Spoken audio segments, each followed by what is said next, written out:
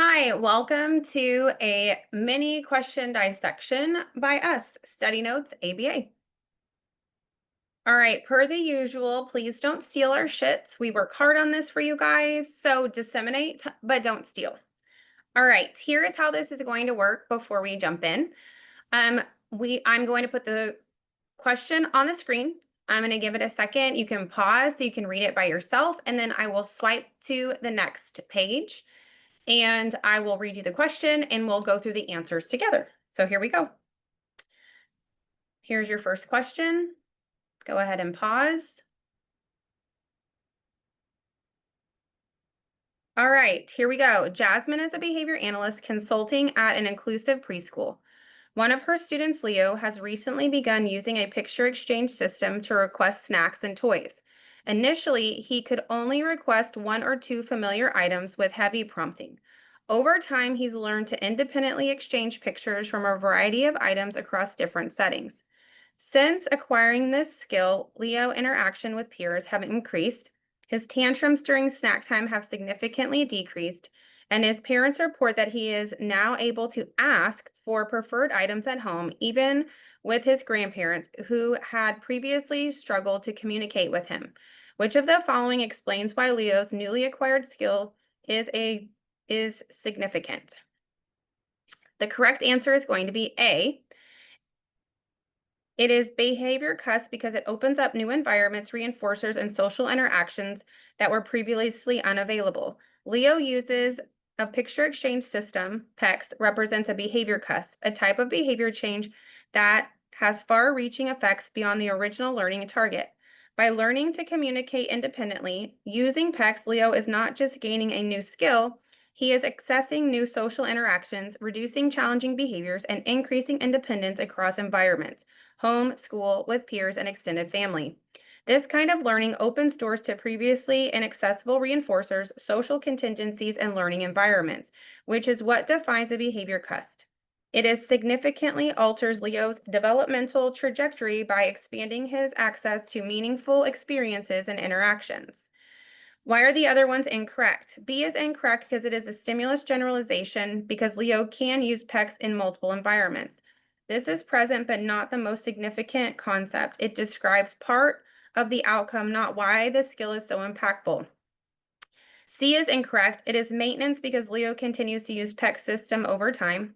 Ongoing use is noted, but this does not explain the transformative impact of the skill.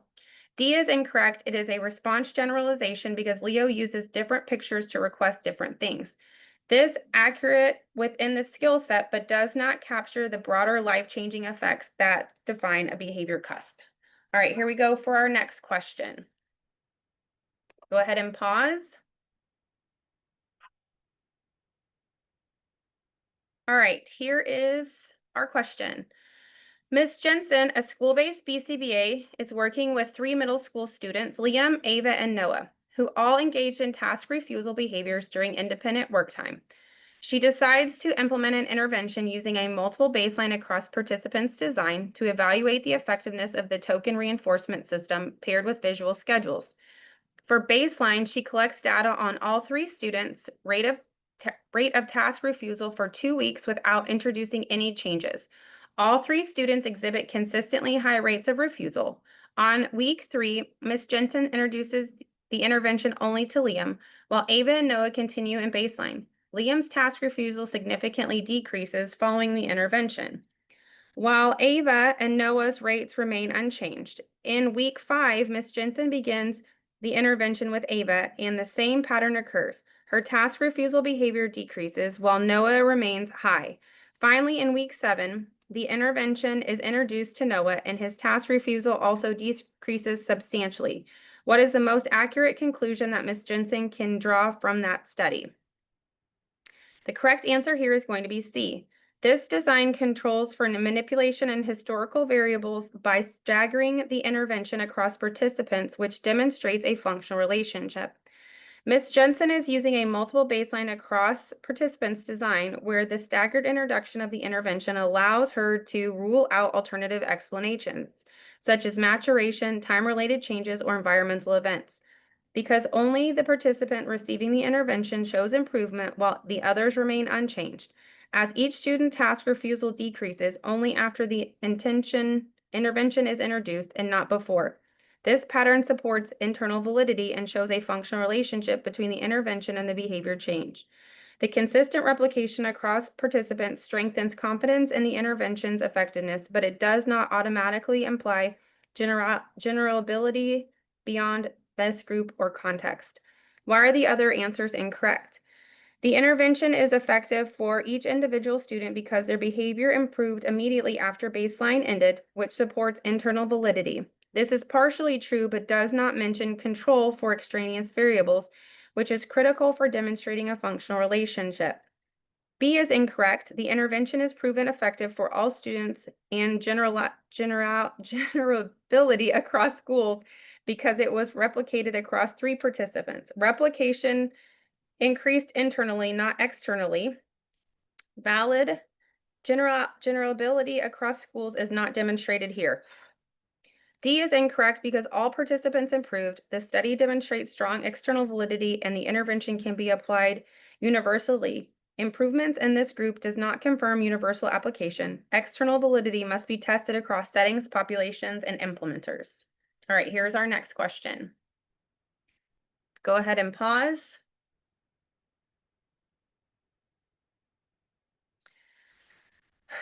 Amira is a behavior analyst working with Jonah, a 5-year-old who recently mastered the skill of greeting his teacher by saying, "Hi, Mrs. Lopez," when she enters the classroom. Then greeting was directly taught using a picture of Mrs. Lopez during discrete trials and reinforced consistently in real time when Mrs. Lopez walked into the room.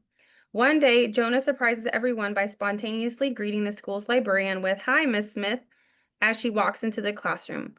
What behavioral concept best explained Jonah's spontaneous greeting towards Mrs. Smith? The correct answer here is going to be stimulus generalization. Jonah's spontaneous greeting of "Hi, Miss Smith" demonstrates stimulus generalization, which occurs when the learner's behavior, greeting someone by name, is evoked by a different but similar stimulus.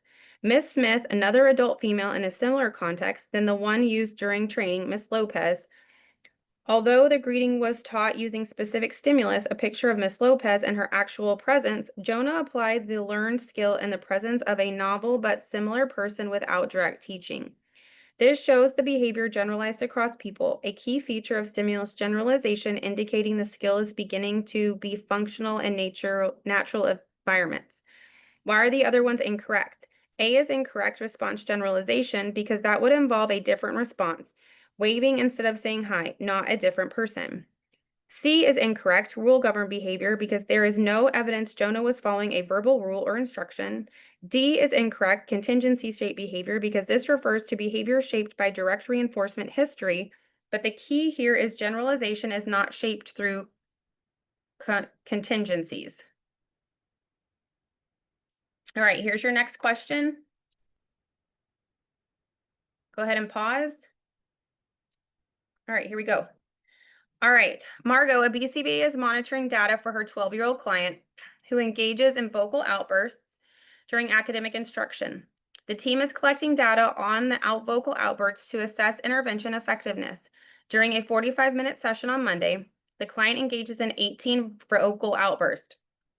On Wednesday, during a 30-minute session, the client engages in 15 vocal outbursts. Margot wants to compare the behavior across these sessions to determine if the vocal outburst is decreasing. Which of the following best represents the rate of vocal outbursts for each session, and what should Margot conclude?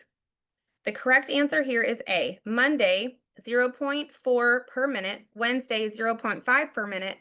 The rate increased slightly. To compare the behavior across sessions of different lengths, Margot should calculate the rate of vocal outbursts per minute. On Monday, the client had 18 outbursts during a 45-minute session, which equals 0.4 outbursts per minute, 18 divided by 45. On Wednesday, there were 15 outbursts in 30 minutes, equaling 0.5 outbursts per minute, 15 divided by 30. Although the raw count decreased, the rate actually slightly increased due to the shorter session time. This highlights the importance of using rate when session duration varies, as it provides a standard comparison across time. Why are the other ones incorrect? B is incorrect. Monday, 0.5 per minute. Wednesday, 0.5 per minute. The rate remains stable is incorrect math. Monday's rate is 0.4, not 0.5. C is incorrect. Monday is 0.4 per minute. Wednesday is 0.3 per minute. The rate decreased slightly. Wednesday's rate is actually higher at 0.5 per minute. And D is incorrect. Monday, 0.5 per minute. Wednesday, 0.3 per minute. The rate decreased. Both rate values are incorrect. This does not reflect the actual session data. All right, let's go to our next one. All right, go ahead and pause. All right, here we go. Mrs. Carter, a BCBA at an in-home ABA service agency, recently completed a functional behavior assessment for Ava, a 5-year-old who engages in frequent screaming and dropping to the floor when asked to clean up toys. The FBA indicates the behavior is maintained by escape from task demands. Ms. Carter considers implementing a demand fading procedure combined with differential reinforcement of alternative behavior. She explains this plan to Ava's parents, who are concerned about how long it might take to see results, and asks whether a punishment-based intervention could be used to speed things up. Ms. Carter shares data from previous cases and published research demonstrating the effectiveness and long-term benefits of reinforcement-based approaches. She also discussed how the plan could be individualized and modified as needed. What is the most appropriate next step for Ms. Carter? The correct answer here is going to be C, collaborative more forward with reinforcement-based plan, ensuring it is functionally matched, evidence-based, and responsive to family input.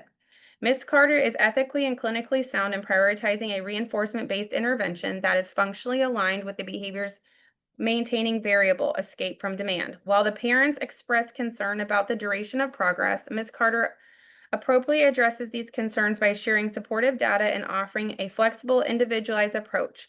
Collaborating, moving forward with the plan allows her to maintain ethical obligations under the BACB code 2.09, treatment intervention efficacy, and 4.06, collaborating with clients, while also respecting family input and ensuring the intervention is socially valid, effective, and humane. Why are the other ones incorrect? A is incorrect. Implement the punishment-based intervention since the parents prefer a faster result, even though it may not align with best practice. This violates ethical guidelines that prioritizes reinforcement-based procedures when possible. B is incorrect. Refuse to include the parents in intervention decisions and implement the demand fading procedure as planned. Excludes caregiver collaboration and fails to respect stakeholders' input. D, drop the demand fading intervention and rely solely on escape extinction to express behavior quickly, ignore functional teaching, and increase risk of escalation and negative side effects. All right. So we appreciate you being here. You can find us at studynotesaba.com. You can email us at contact@studynotesaba.com. You can find us on Instagram, Facebook, LinkedIn, YouTube at studynotesaba.com. You can always check us out for a fun episode of Behavior Bitches podcast. We appreciate you. We love you. We mean it. Have a fantastic day.